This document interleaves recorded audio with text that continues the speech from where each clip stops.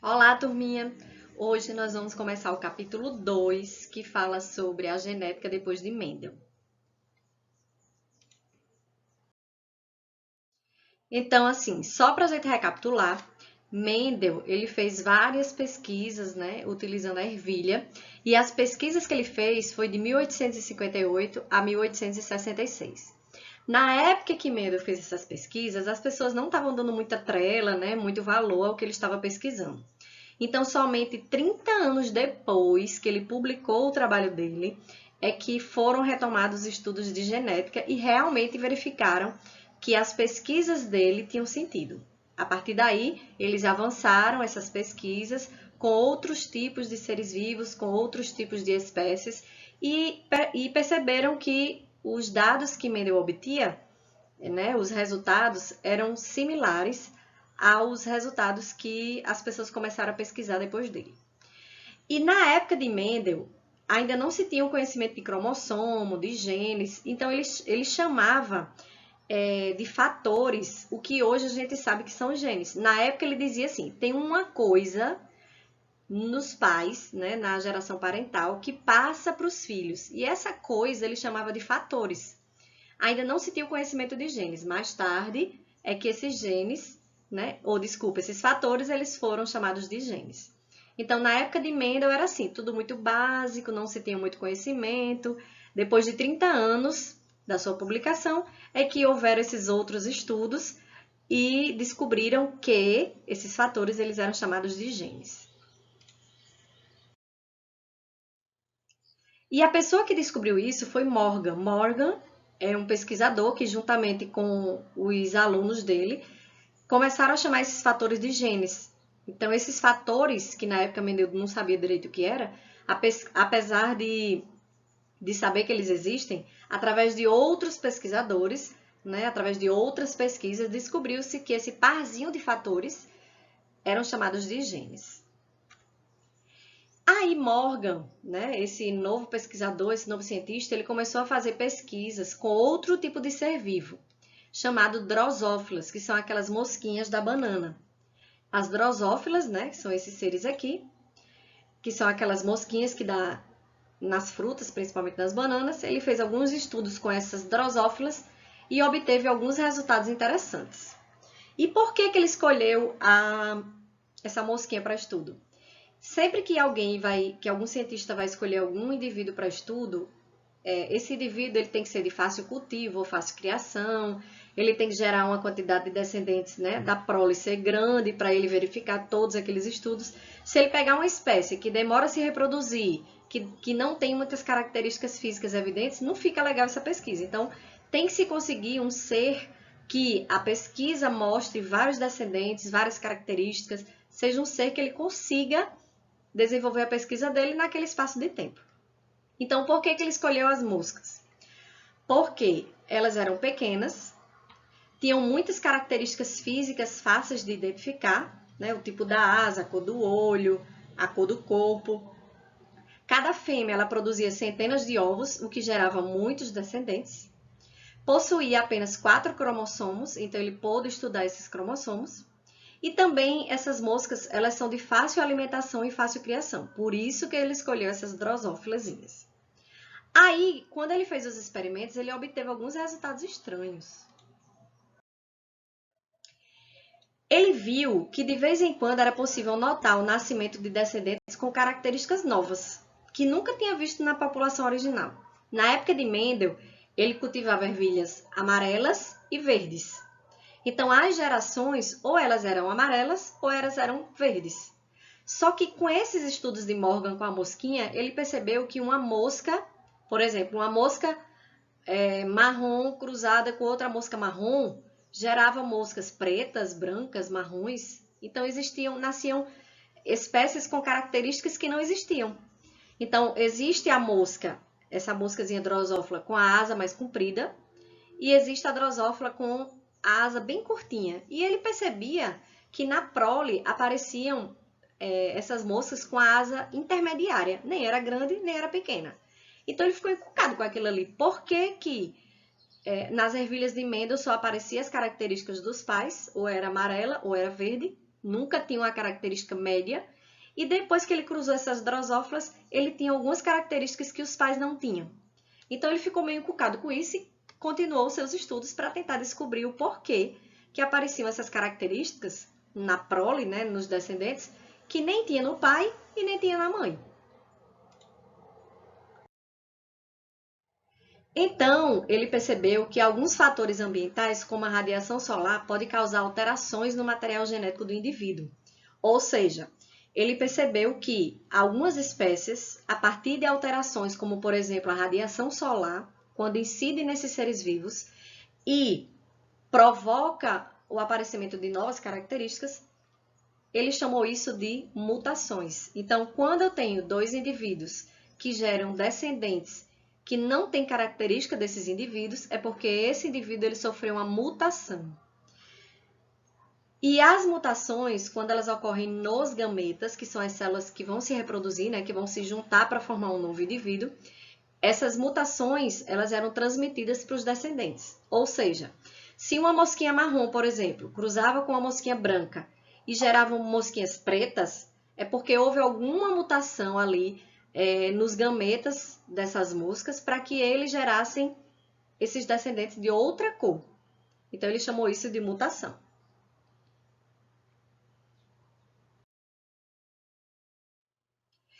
Aí ele percebeu o seguinte, como é que ele começou a perceber essas mudanças nesses aparecimentos dessas características na mosca?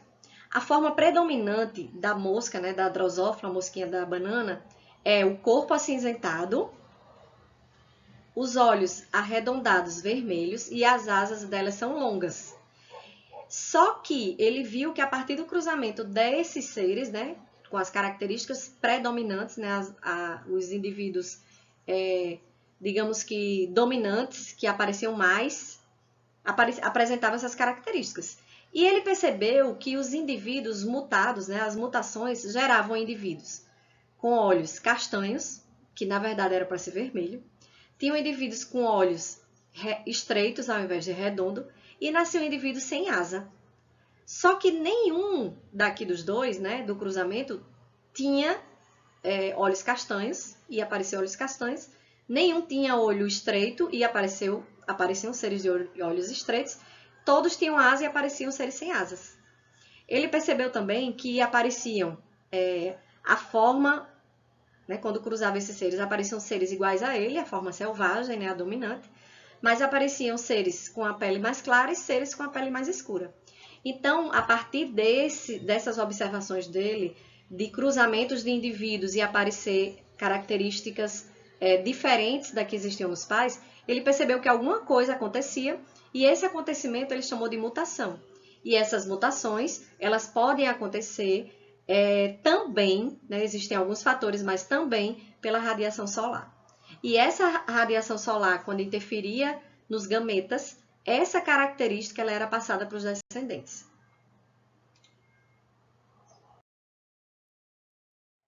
Mas, além da radiação solar, existem outros tipos de substâncias que causam mutações, como substâncias radioativas, raio-x, radiações ultravioletas, né, que são as do Sol, e agentes químicos, ou até mesmo fenol, que é um tipo de substância química. Não sei se vocês já perceberam, não sei se vocês já tiraram algum raio-x, né, bateu algum raio-x, como as pessoas falam, de alguma parte do corpo. Vocês percebem que quando vocês vão se submeter a algum tipo de raio-x, é colocado uma manta, um objeto, alguma coisa isolando as outras partes do seu corpo para que esse raio-x não atinja outras partes do seu corpo. E normalmente quem bate esse raio-x, quem faz esse exame, ele fica escondido. Por quê? Porque na hora que você se expõe a raio-x, você corre um risco de sofrer mutações. Claro que se você tirar um raio-x uma vez, você não vai sofrer uma mutação. Mas a pessoa que está ali diariamente fazendo vários raios-x de várias pessoas, ela está se submetendo à radiação muitas vezes por dia, então ela tem que ficar protegida. O radiologista, na hora que vai tirar o raio-x, ele se esconde dentro de uma cabine e fica protegido, né? Geralmente se usa chumbo para proteção da entrada de raio-x, para que ele não fique disposto, né, à disposição desses raios-x. Essas substâncias radioativas também elas são cancerígenas, são mutagênicas, podem até causar o câncer na gente. Então, além das radiações ultravioletas, existem outros agentes, outras coisas que estão ao nosso redor que também podem causar mutação. Mas as mutações, elas também podem acontecer de forma natural. Isso aqui a gente vai ver um pouquinho mais na frente. Existem as mutações que ocorrem de forma natural, mas existem as mutações que ocorrem por agentes mutagênicos, que foi esses aqui acima que eu acabei de falar.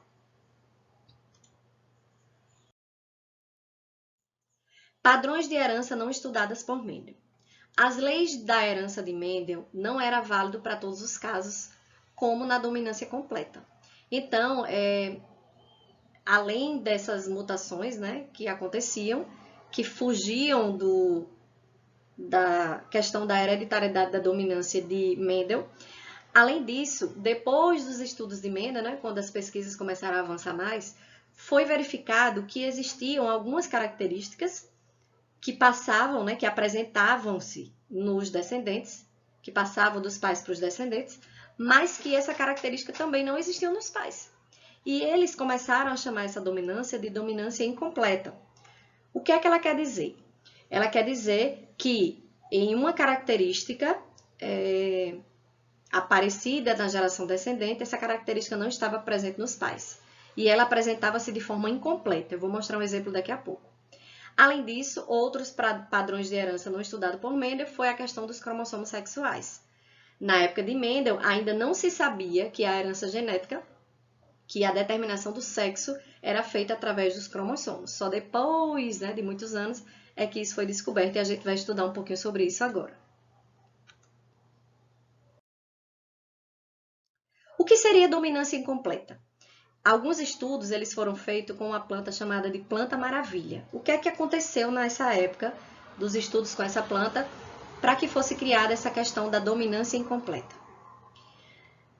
Então, baseado em alguns estudos, né, feitos com essa plantinha maravilha, percebeu-se que quando se cruzava uma planta vermelha com uma planta branca, originavam plantas rosa.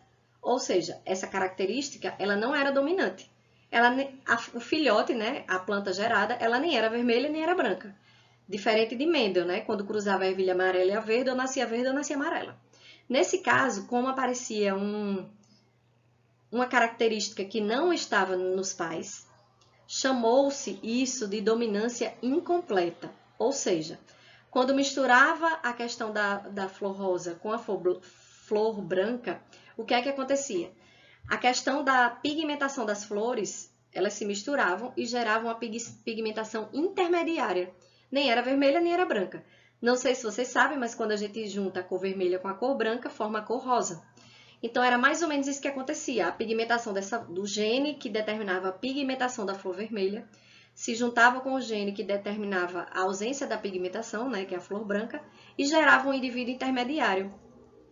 É o mesmo que juntar essas duas cores na tinta e geraria um indivíduo com a coloração intermediária entre essas duas. Então, o que seria a dominância incompleta? É quando genótipos heterozigotos apresentam fenótipo intermediário em relação aos fenótipos dos dois homozigotos parentais.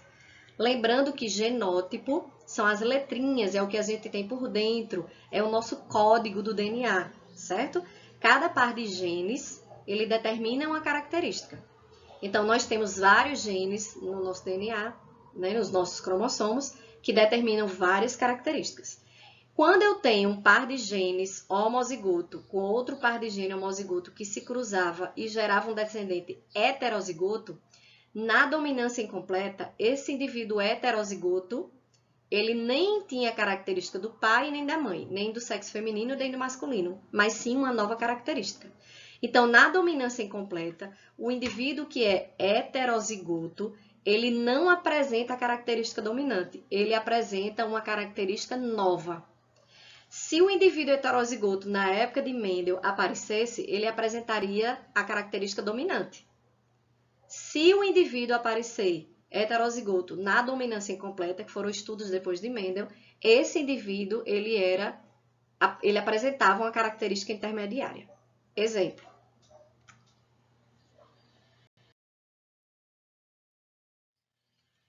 Na dominância incompleta, um indivíduo com dois tipos de alelo, né, os heterozigotos, apresentam um fenótipo intermediário, foi o que eu acabei de falar. Nesse caso, os alelos são representados por letras com ícones ou letras individualizadas ao invés da letra maiúsculo e minúsculo. Vocês lembram que na época de Mendel, né, a cor das sementes era Vzão, Vzinho, né? A cor da flor, Azão, Azinho, Azinho, Azinho. Na dominância incompleta, a gente não utiliza letras maiúsculas e minúsculas. A gente utiliza o seguinte. A cor branca, por exemplo, a gente usa ícones com letras, desse formato aqui. A cor branca, ela é determinada por um C de cor e B, um Bzinho lá em cima para dizer que ela é branca. Então, cor branca, é para dizer que a flor é toda branca. Cor vermelha, aí a gente apresenta esse genótipo como cor vermelha, o C de cor e o V de vermelha, cor vermelha. Ou a gente pode utilizar somente as letrinhas Bzão, Bzão. Não existe letra maiúscula e minúscula na dominância incompleta, são todas maiúsculas. Ou a gente usa a letra maiúscula da característica que a gente está analisando, no caso é a cor, e o B de branca para dizer que ela é branca. Aqui, o C da cor e o V para dizer que é vermelha, ou Vzão, Vzão para dizer que ela é vermelha. Aí a característica intermediária, que foi estudada, no caso aqui que eu acabei de mostrar, que foi a cor rosa, ela vai ser heterozigota. Então, ela vai apresentar cor, então C, cor, vermelha, mais a cor branca.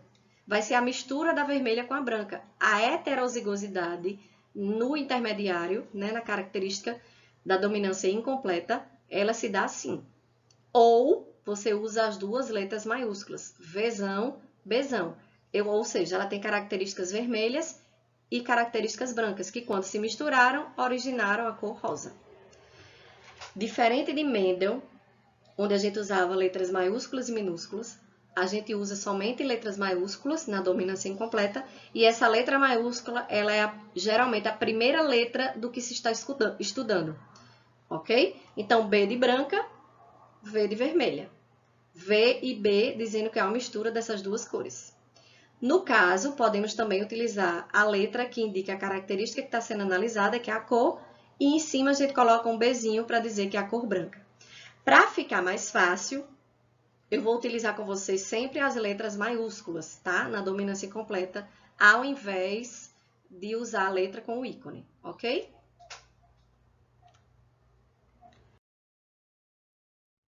Aí o experimento que ele fez foi o seguinte.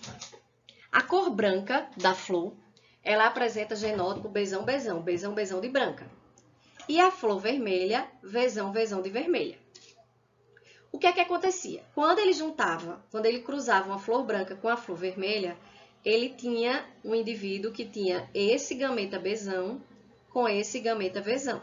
Então, gerava o indivíduo Bzão, Vzão. Esse indivíduo, por ser heterozigoto na dominância incompleta, ele apresentava uma característica intermediária. Então, esses seres aqui, eles nasceriam com uma característica intermediária, no caso aqui a cor rosa, que é a mistura do branco com o vermelho. Aí, quando se cruzavam essas flores heterozigotas, essa flor ela apresenta gameta Bzão e gameta Vzão. Essa também. Então, quando se juntava esse gameta Bzão, deixa eu só pegar o marcador, esse gameta Bzão com esse gameta Bzão, Bzão com Bzão, dá origem a uma planta branca. Quando se juntava o gameta Bzão com o Vzão, davam origem a flores rosa. E quando se juntava o gameta Vzão dessa com o gameta Vzão dessa, dava origem a flores vermelhas.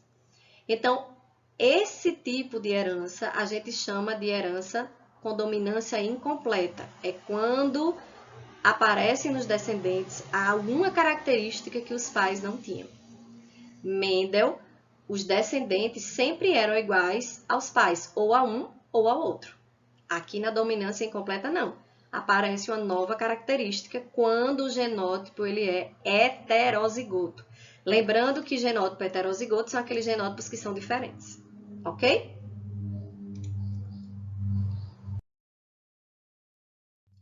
Também foi estudado, depois de Mendel, a determinação do sexo. né? Depois de muitos anos, vários experimentos, vários estudos, foi determinado que o sexo do indivíduo, o sexo masculino e o sexo feminino, são determinados por cromossomos chamados de cromossomos sexuais. Genes situados nesses cromossomos determinam se o embrião vai desenvolver testículos ou ovários. Testículos são os órgãos sexuais masculinos e ovários são os órgãos sexuais femininos. Então, a partir do momento que havia a fecundação do espermatozoide com o ovócito, havia essa troca, né, essa junção desses gametas, havia uma troca lá, a junção dos genes, e isso aí determinava, a partir dos cromossomos gerados ali, se o indivíduo ia produzir testículo ou ovário. Se produzir testículo, tem o sexo biológico masculino. Se produzisse o ovário, teria o sexo biológico feminino. Como é que a gente sabe disso? Na espécie humana, a gente viu que existem 23 pares de cromossomos, dando um total de 46 cromossomos. Na espécie humana, existem 22 pares de cromossomos comuns, que ao homem e à mulher. Nós temos 22 pares de cromossomos iguais, os homens e as mulheres, e a gente chama esses cromossomos de cromossomos autossômicos, mas também nós temos um par de cromossomos chamados de cromossomos sexuais. Então, nós temos 22 pares iguais e um par de cromossomos, que são o par de cromossomos sexuais, vai diferenciar se aquilo ali vai ser um indivíduo do sexo masculino ou do sexo feminino. Como é que a gente analisa esses cromossomos para saber se o indivíduo é masculino ou feminino? Através do cariótipo. O cariótipo, que vai determinar os tipos de cromossomos, vai analisar se o indivíduo apresenta os cromossomos femininos ou os cromossomos sexuais masculinos. E a gente vai ver qual é a diferença desses cromossomos. Lembrando que todos os seres da espécie humana, nós apresentamos 22 pares de cromossomos iguais, que são os cromossomos autossômicos, e um par de cromossomo sexual. Esse par de cromossomo sexual que vai diferenciar o homem da mulher geneticamente. Então, vamos lá. Qual é a diferença do homem para a mulher geneticamente? A gente tem 22 pares de cromossomos idênticos, ou seja, 44 cromossomos idênticos, 22 pares. E as mulheres, elas apresentam 2 cromossomos do tipo X, e os homens apresentam um cromossomo do tipo X e um cromossomo do tipo Y. A foto do cariótipo desses cromossomos é a seguinte. As mulheres, elas apresentam um par de cromossomos sexuais do mesmo tipo, chamado de X, e os homens, eles apresentam um par de cromossomos que apresentam 2 tipos, um X e um Y. O cromossomo Y, ele é bem menor do que o cromossomo X. Então, na hora que você está fazendo o teste de DNA numa pessoa, digamos que uma pessoa esteja vestida, eu não quero descobrir o sexo daquela pessoa só olhando ela fenotipicamente, só o jeito dela. Eu vou colher o sangue dela, se eu não quiser ver, se eu quiser descobrir se aquele ser ali é um indivíduo do sexo masculino ou feminino. O que é que eu vou analisar? O cariótipo. Eu vou colher o sangue daquela pessoa, vou levar para uma análise de DNA. Se aparecerem 2 cromossomos X, é uma mulher. Se aparecer um cromossomo X e um Y, é um homem. Quem faz o estudo genético, quem mexe com isso, consegue identificar os cromossomos visualmente. É uma prática que eles têm. Então, através do sangue, a gente consegue colher o DNA da pessoa. A partir daí, a gente consegue visualizar os cromossomos e consegue descobrir se aquela pessoa é do sexo masculino ou feminino. Ok? Através desses cromossomos aqui. Mulheres têm 2 cromossomos iguais X e o homem tem um cromossomo X e um cromossomo Y. Então, qual seria a diferença entre um cariótipo, né, que é a foto dos cromossomos, cariótipo é a foto dos cromossomos, de uma pessoa do sexo masculino e feminino? A pessoa do sexo feminino, ela vai ter 2 cromossomos, um par de cromossomos do tipo X. E a pessoa do sexo masculino, esses cromossomos sexuais são diferentes. Tem um do tipo X e um do tipo Y. Ok? Facinho, facinho. Se olhar o cariótipo, todos os cromossomos, os 22, eles são iguais. E um cromossomo, um par de cromossomos, feminino são iguais e masculino são diferentes, de 2 tipos, X e Y. E como é que a gente sabe essa questão da determinação do sexo? Os indivíduos femininos, eles têm os cromossomos X. E o indivíduo masculino, ele tem cromossomo X e cromossomo Y. Isso aqui é o símbolo do masculino, isso aqui é o símbolo do sexo feminino. Então, quando eu tenho pais, no caso aqui o pai e a mãe, que vão realizar uma fecundação. O pai, o homem, ele vai produzir gametas do tipo X e ele vai produzir gametas do tipo Y. Ou seja, gametas são os espermatozoides e os ovócitos. Os gametas masculinos, ou seja, os espermatozoides masculinos, eles podem ser do tipo X ou do tipo Y. Por quê? Porque o cromossomo do homem, os cromossomos sexuais podem ser do tipo X ou do tipo Y. Já os ovócitos da mulher, todos são do tipo X, porque a mulher só tem cromossomo X, então ela só vai produzir gametas, no caso os ovócitos, do tipo X.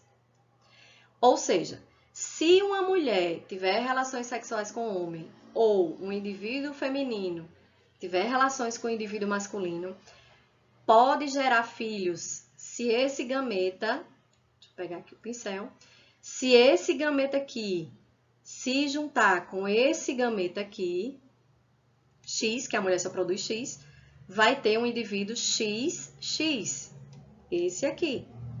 Se o indivíduo é XX, ele é do sexo feminino. Mas se o espermatozoide que for fecundar o ovócito for do tipo Y, quando juntar o gameta masculino com o gameta feminino, vai gerar um indivíduo XY, ou seja, esse indivíduo ele vai ser do sexo masculino. Aí eu pergunto, qual é a probabilidade de um casal ter uma pessoa, um filhote, um filho, do sexo masculino e feminino? 50%. Você tem todos os ovócitos X e você tem espermatozoides X e Y.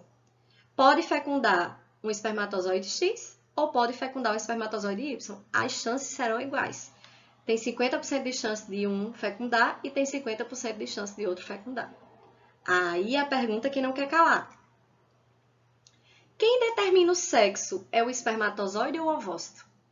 Então, se a gente parar para pensar, quem é que determina o sexo do filho? É o homem ou a mulher? É o pai ou a mãe? É o espermatozoide ou é o ovócito? Eu falei para vocês que todas as mulheres só produzem ovócitos X, porque o cromossomo da mulher sexual só tem do tipo X. Como o homem apresenta cromossomos do tipo X e Y, ele pode ter dois tipos de gameta. Então, se o espermatozoide X que fecundar o ovócito, vai nascer uma mulher. Se o espermatozoide que fecundar o ovócito for do tipo Y, vai nascer um homem. Então, quem é que determina o sexo? É o espermatozoide. Dependendo do espermatozoide que for fecundar o ovócito, vai nascer um menino ou uma menina. Ou seja, você ter nascido menino ou menina biologicamente, isso aí quem determinou foi o espermatozoide que fecundou o ovócito da sua mãe. Ok?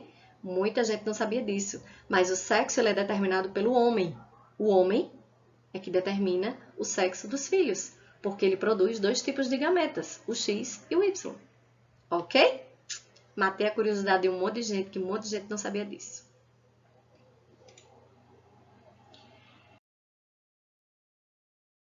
Então, a aula de hoje era essa, né? Eu falei com vocês um pouquinho sobre alguns estudos depois de Mendel. Mendel foi o principiante, mas até hoje, né, sempre houve estudos relacionados à genética, hoje mais ainda.